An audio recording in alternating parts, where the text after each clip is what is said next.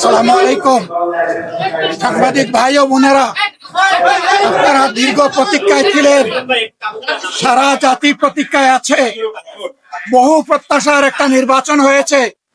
নির্বাচনের ফলাফল নিয়ে আজকে আমরা কোনো কথা বলবো না, কিন্তু আমরা বুক ভরা আশা নিয়ে এই সংসদে এসেছি যে এই সংসদ জুলাই শহীদদের রক্তের উপর দাঁড়িয়ে আছে। আমরা অনুরোধ করেছিলাম যে এই সংসদে যারা ফ্যাসিস্ট সরকারের দূষর ছিল, যারা খুনের সহযোগী ছিল, তারা কেউ যেন এখানে কোনো বক্তব্য রাখতে না পারে। এই প্রেসিডেন্ট তিনটা কারণে অপরাধী, যার বক্তব্য এই মহান সংসদে আমরা শুনতে পারি না।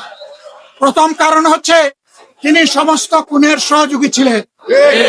তার আমলে যে খুনগুলো হয়েছে, একটা খুনের বিরুদ্ধেও তিনি শাসক গোষ্ঠীর প্রতিবাদ করেন নাই। সেই খুনে তিনি কোনো ব্যবস্থা গ্রহণ করেন নাই। প্রেসিডেন্ট রাষ্ট্রের অভিভাবক হিসাবে তিনি জঘন্য অপরাধ করেছেন রাষ্ট্রের নাগরিকদের প্রতি।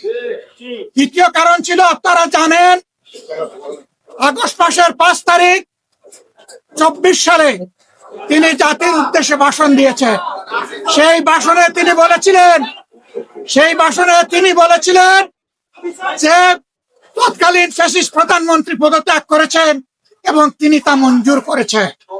পরবর্তী পর্যায়ে আপনারা দেখেছেন, দুইটা মিডিয়ার সাথে সাক্ষাৎকার দিতে গিয়ে তিনি তা অস্বীকার করেছেন।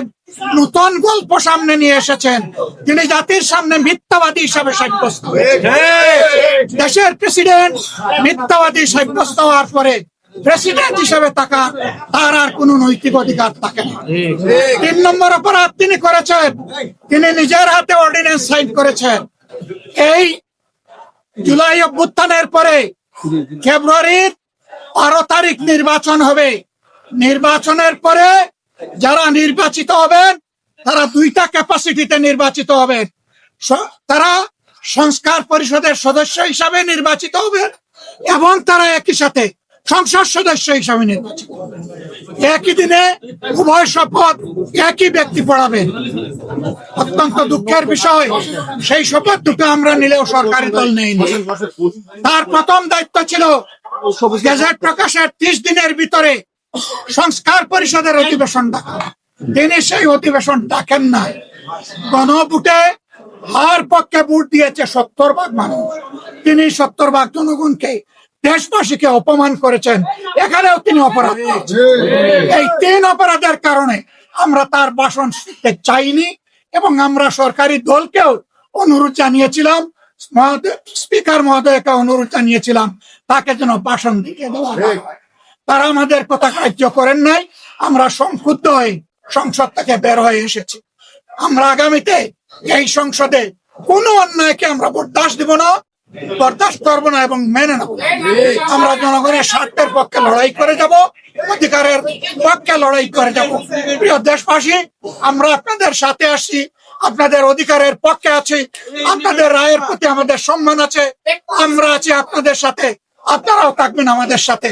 সাংবাদিক বন্ধুগণ, আপনাদেরকে আমি মহোদয়, গত 1.5 বছর এই রাষ্ট্রপতি 133টা অধ্যাদেশ জারি করলো, তার সই জারি হলো। সেই অধ্যাদেশে আছে, সেই ব্যাপারে তো আপনারা কোনো বক্তব্য দেন?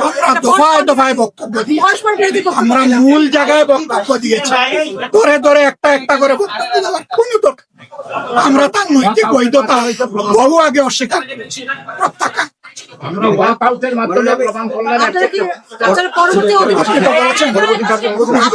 পরবর্তী অধিবেশনে আবার অবশ্যই আমরা যাব। আমরা জনগণের পক্ষে কথা বলতে এখানে এসেছি, জনগণের অধিকারের জন্য লড়াই করতে এসেছি। এই সংসদ কারো একার নয়, এটা 18 কোটি মানুষের সংসদ। আমরা তাদের প্রতিনিধি হিসাবে অবশ্যই আমরা সংসদ। শুধুমাত্র রাষ্ট্রপতি ভাষণ দেওয়াতে আপনারা ওয়াক আউট করলেন।